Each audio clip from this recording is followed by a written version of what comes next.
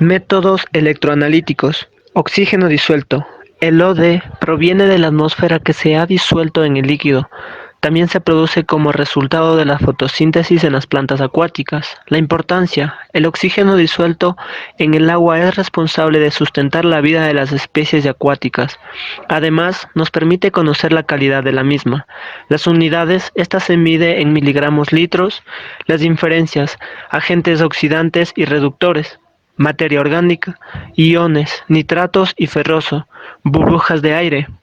Los métodos a utilizar son el método de Winkler y el método electrométrico. Método de Winkler. El método de Winkler permite determinar la cantidad de miligramos litros del oxígeno disuelto a través de una valoración química. Los aparatos e instrumentos a utilizar son botella de Winkler, pipeta, matraz cónico, bureta, vasos de precipitación, gotero. Reactivos de análisis: indicador de almidón, titulante tiursulfato de sodio, reactivos preservantes, sulfato de manganeso, solución ácida de yoduro alcalino. Estos reactivos preservantes no permiten salir al OD. Por cada 300 mililitros de una botella de Winkler se añade 1 mililitro de cada preservante. Procedimiento para determinar el oxígeno disuelto. Primero, llene una bureta con 200 mililitros de muestra. 2. Agregue 1 mililitro de sulfato de manganeso y 1 mililitro de ácida de yoduro de potasio. 3. Mezclamos la muestra invirtiendo la botella y dejamos que el precipitado se asiente en el fondo. 4. Llenamos la bureta con tiosulfato de sodio de normalidad de 0.025. 5. Abrimos la llave hasta que la muestra tome un color medio amarillo pálido. 6. Añadimos el indicador de almidón hasta que la muestra tome una coloración azul. 7. Abrimos la llave de la bureta y la cerramos cuando el líquido del matraz se torne transparente. 8. Anotamos la lectura del volumen final y aplicamos la siguiente fórmula. Miligramos de oxígeno disuelto sobre litro es igual al volumen de tiosulfato de sodio por la normalidad del tiosulfato de sodio por 8000 y por el volumen de la botella. Todo esto sobre mililitros de la muestra valorada por el volumen de la botella menos 2. 9. El resultado se obtiene en miligramos sobre litro. Método electrométrico o electrodo de membrana. Es un instrumento basado en un microprocesador designado para medidas en campo y en laboratorio. El oxígeno disuelto. Procedimiento. El material a utilizar es el electrodo de membrana. Se realiza directamente en el campo. Conectar el electrodo de membrana al oxímetro. Prender el oxímetro y sumergirlo en el agua. Es necesario calibrar. Calibración del electrodo de membrana. Calibración por aire. Sigue exactamente el procedimiento de calibración dado por el fabricante para garantizar la precisión y la exactitud. Primero, verificar que en la membrana no exista burbujas de aire ni suciedad. Después, conectar la sonda al medidor. Luego, encender el medidor y esperar que termine el acondicionamiento. Luego, presionar el botón calibrar. Después, esperar a que se muestre la opción confirmar y le presionamos. Luego procedemos a medir el oxígeno disuelto. Porcentaje de saturación del oxígeno disuelto. Cambiar la unidad de miligramo litro a porcentaje de saturación. Para encontrar el valor requerido debemos hacer una interpolación. Ejemplo, si se tiene una temperatura de 4,6 centígrados y una cantidad de 4 partículas por millón de oxígeno disuelto, al realizar la interpolación nos da un resultado de porcentaje de saturación de 31,3%. Parámetro de pH. El parámetro de pH se define como el grado de concentración de iones hidrógeno en una sustancia o solución. El pH se mide en una escala del 1 al 14. Un valor de pH de menos de 7 significa que es más ácida. Un valor de pH de 7 es neutro. Un valor de pH de más de 7 significa que es más alcalina. La importancia: controla la velocidad de las reacciones bioquímicas del agua, ya que se considera que en espacios sumamente alcalinos o sumamente ácidos no es posible la existencia de vida. La ideal es un pH neutro. Protocolo de muestreo. Se debe recoger 100 mililitros de la muestra en un recipiente de plástico o de vidrio, evitando que exista presencia de aire. El transporte de la muestra se la debe de hacer a temperaturas de 1 a 5 grados centígrados para su preservación antes del análisis en el laboratorio. Interferencias, capas de materiales aceitosos, cambios de temperatura, color, turbidez o alta salinidad. Los materiales que vamos a usar es el medidor del pH, el vaso de precipitación, el agitador magnético o barra agitadora. Los reactivos son las soluciones de buffer de pH de 4.01, de 7.01 y de 10.01. Son soluciones amortiguadoras que son capaces de mantener su pH en valores aproximadamente constantes. Los indicadores son tiras medidoras de pH Merck. Nos permite conocer un valor aproximado del pH de un líquido o sustancia gracias a su escala de 14 colores. Método electrométrico. Los electrodos de pH pueden ser portátiles o de mesa. Como su medición se genera un potencial que es proporcional a la concentración de iones de hidrógenos pH, haciéndolos más precisos y fáciles de usar. Su única limitación es el alto costo del equipo. En la imagen de la izquierda se puede observar las partes de un electrodo. Las más importantes son el electrodo de conductor interno de cloruro de plata, el buffer interno de cloruro de potasio y la membrana de cristal. También está el cable, parte superior del electrodo, vaina de cristal. Procedimiento de muestreo. Primero, se prende el equipo y se limpiará el electrodo con agua destilada. Después se calibrará con las soluciones buffers de calibración. Luego, se sumerge el electrodo hasta 2 centímetros en la muestra. Luego esperamos un minuto hasta que se estabilice el resultado de la muestra. Después anotamos la medición de pH, luego se limpiará el electrodo con abundante agua destilada. Después utilizamos un papel para secar el electrodo y al terminar se sumergirá el electrodo en una solución de 3 molar de cloruro de potasio. Calibración del electrodo de pH. Se enjuaga en un vaso de precipitación con agua destilada. Verter el buffer de calibración de pH 7. Introducir el electrodo apagado. Esperar hasta que se estabilice. Si el indicador apunta a pH de 7, no es necesario calibrar. Pero si indica otro valor, se deberá de ajustar hasta que se indique un pH de 7. Una vez calibrado, se desecha el buffer. Se apaga el medidor, se lava con agua destilada y se golpea con una toalla para secar. Se realiza el mismo procedimiento de calibración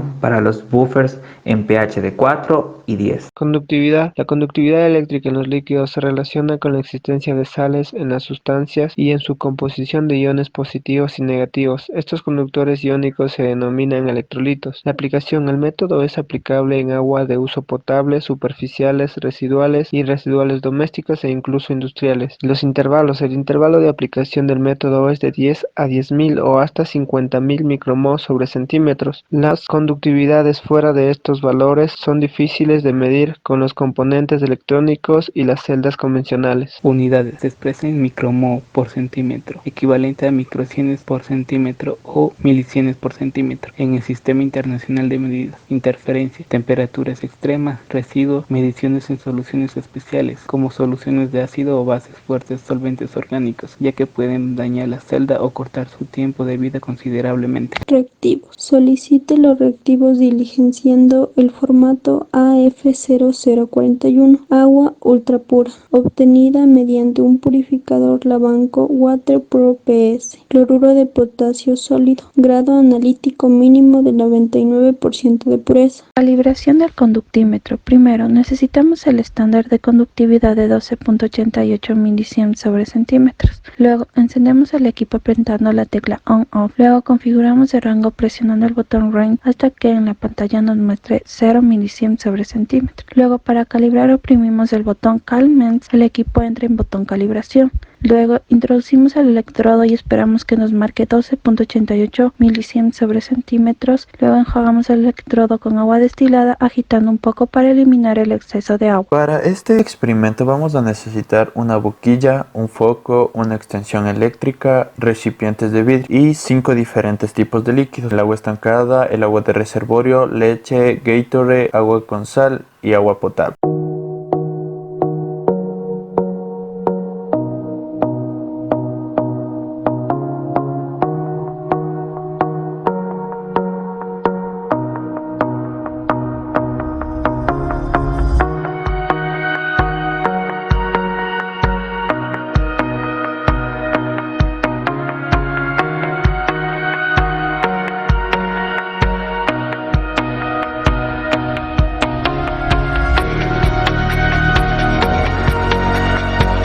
Resultado: el agua de uso potable o de consumo humano no es un buen conductor de la electricidad, debido a que la corriente eléctrica se transporta por medio de iones en solución. La conductividad aumenta cuando aumenta la concentración de iones. De tal manera, en las 5 muestras anteriores sí presentan iones, por ende son buenas conductoras de electricidad. A través de la conductividad eléctrica también podemos calcular lo que es la dureza total y los sólidos totales mediante las siguientes fórmulas. Para ello establecimos un ejemplo. La conductividad eléctrica de la laguna de Quilotoa es de 11.087 microsiemens sobre centímetro. ¿Cuál es la dureza total y su total de sólidos disueltos? Para la dureza total utilizamos la segunda fórmula y reemplazamos el dato de conductividad, la cual nos da como resultado 7.670.9 miligramos sobre litro. Para los sólidos totales calculamos mediante una regla de 3 simple, obteniendo como resultado 7.919.29 partículas por millón. Terminación de coliformes fecales. Son bacterias en forma de varilla encontradas en el intestino de los seres humanos y animales de sangre caliente. Pueden multiplicarse a temperaturas por encima de los 44 grados centígrados y fermentar la lactosa, el azúcar, y por eso también se conoce como coliformes termotolerantes. Cuando esas bacterias se encuentran en el agua, indican fuertemente que el agua estaba contaminada con heces fecales o aguas hervidas. Método de fermentación de tubos múltiples para miembros del grupo coliformes. La determinación de microorganismos coliformes totales por el método del número más probable se fundamenta en la capacidad de este grupo microbiano de fermentar la lactosa con producción de ácido y gas al incubarlos a 35 grados centígrados más o menos 1 grado centígrado durante 48 horas, utilizando un medio de cultivo que contenga sales viales. Esta determinación consta de 2 fases, la fase presuntiva y la fase confirmativa. Equipo y materiales: mechero, gradilla, balanza granataria, stone mocher, bolsas para stone mocher, lámpara de luz ultravioleta de longitud amplia, 4 watt, 360 nanómetros, lentes de seguridad, pipeta de 10 milímetros, estéril con tapón de algodón, pipeta de 1 mililitro estéril con tapón de algodón, pipeta Pauster estéril, asa bacteriológica, portaobjetos,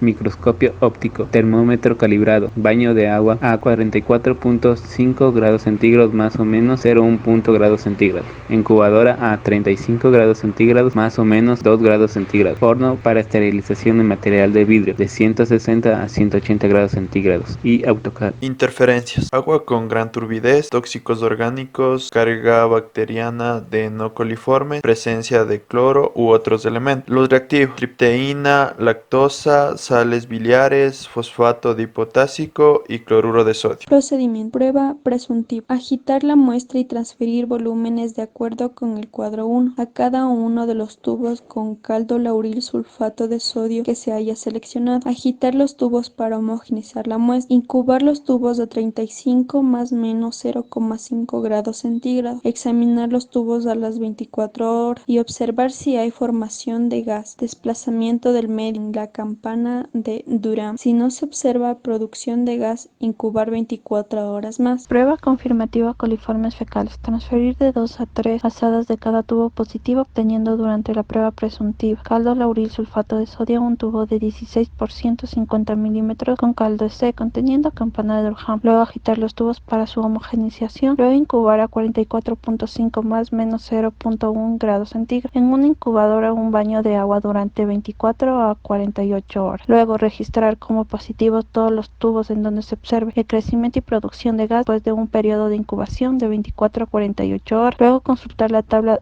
1 o 2 para conocer el número más probable de organismos coliformes fecales sobre 100 mililitros. Índice del NMP con 95% de límites de confianza para variar combinaciones de resultados positivos y negativos cuando se usan 5 tubos con 20 mililitros de muestra de agua o hielo. Índice del NMP con 95% de límite de confianza para variar combinaciones de resultados positivos y negativos cuando se usan 10 tubos de 10 mililitros de muestra de agua o hielo. Espectrofotometría. El aparato a utilizar, el espectrofotómetro, es un instrumento con el que se apoya la espectrofotometría para medir la cantidad de intensidad de luz absorbida después de pasar a través de una solución muestra. A la aplicación se usa para determinar concentraciones de un amplio número de compuestos de una solución o muestra. Principio: cada analito molecular tiene la capacidad de absorber ciertas longitudes de onda, características de la radiación radiación electromagnética UV visible. Control de la variable de observancia. pH, temperatura, presencia de CI, turbidez, concentraciones de alta de electrolitos, la naturaleza de disolventes. Procedimiento: toma de la muestra. Primero, la toma y preservación de la muestra depende de cada analito que se vaya a medir. 2. La longitud de onda varía de acuerdo al analito que se vaya a medir, por eso es recomendable revisar primero el manual. 3. Determinar la relación de la absorbancia con la concentración. Esta se puede determinar por dos métodos: el método de concentración conocida y el método de las adiciones estándar. 4. La cubeta que se use igual va a depender del analito que se vaya a medir. Calibración. 1. Se ajusta el aparato a cero con agua destilada. 2. Se limpia la celda para evitar transferencia. 3. Introducir la celda en el espectrofotómetro. 4. Si el aparato que se va a utilizar tiene las dos escalas, absorbencia y transmitencia, se ajustan las lecturas a 0 de absorbencia y 100% de transmitencia. Ley de Lambert-Beer. Cuando un haz de luz monocromática pasa a través de la solución transparente y colorida, la cantidad de luz absorbida por esta es directamente proporcional a su concentración. Para calcular se usa la siguiente ecuación, en donde absorbencia es igual al coeficiente de absorcividad del analito por concentración de la sustancia y por la longitud de la celda. Ejercicio. Una solución de permanganato de potasio tiene una absorbancia de 0.539 cuando se mide 540 nanómetros en una celda de 1 centímetro. ¿Cuál es la concentración de permanganato de potasio?